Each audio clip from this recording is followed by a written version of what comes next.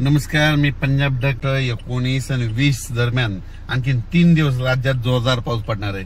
लातूर जिल्हा, धाराशिव जिल्हा, बीड जिल्हा, सातारा सांगली, कोल्हापूर, सोलापूर, कुडाळ सगळीकडे म्हणजे आता हे पाऊस सुरू होईल आणि पुण्याकडे देखील आज पाऊस सुरू होणार आहे म्हणून हे अंदाज लक्षात.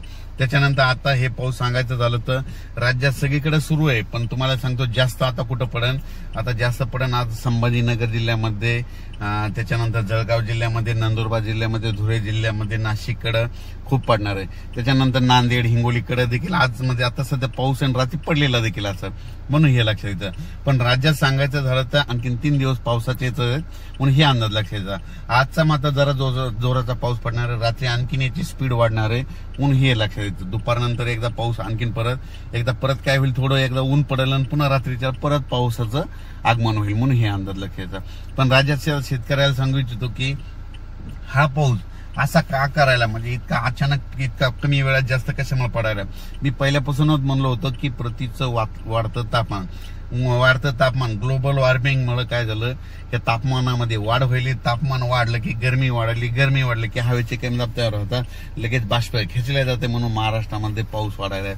आणि हे कमी करायचं असं की अति मुसळधार पाऊस कमी करायचा असेल तर झाडं लावा लागतील. झाडं लावा, पृथ्वीचं तापमान करा.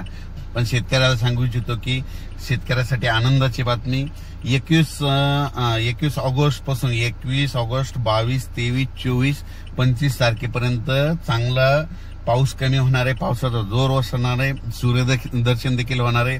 पोळ्याला देखील सूर्यदर्शन होणार आहे.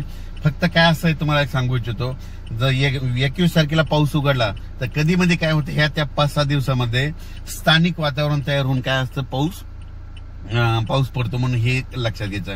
राज्यामध्ये आणखीन जवळपास मी म्हटलं होतं ना की विदर्भामध्ये जास्त पाऊस पडणार आहे, तर त्याच्यानंतर खडकपूर्णाचं पाणी सोडावं लागेल. तर खडकपूर्णाचं पाणी सोडलं. खडकपूर्णाचं पाणी येलदरीला येणार होतं, तर येलदरी धरणाचे दरवाजे उघडावे लागतील, तर येलदरीचं काल पाणी सुटलं. त्याच्यानंतर येलदरीचं पाणी सिद्धेश्वरमध्ये जाते म्हणून सिद्धेश्वर धरणाचं देखील पाणी सोडलं.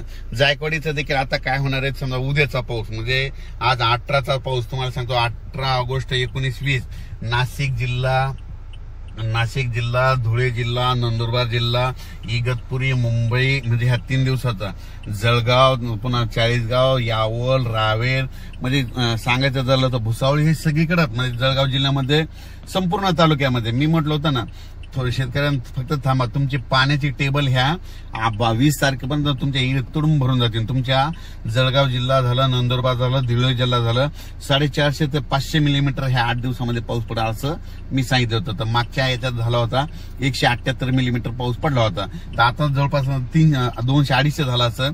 तर त्याच्यानंतर हे 150 काय होणार, ह्या 3 दिवसामध्ये त्याची सरासरी भरून जाणार आहे म्हणून हे लक्षात.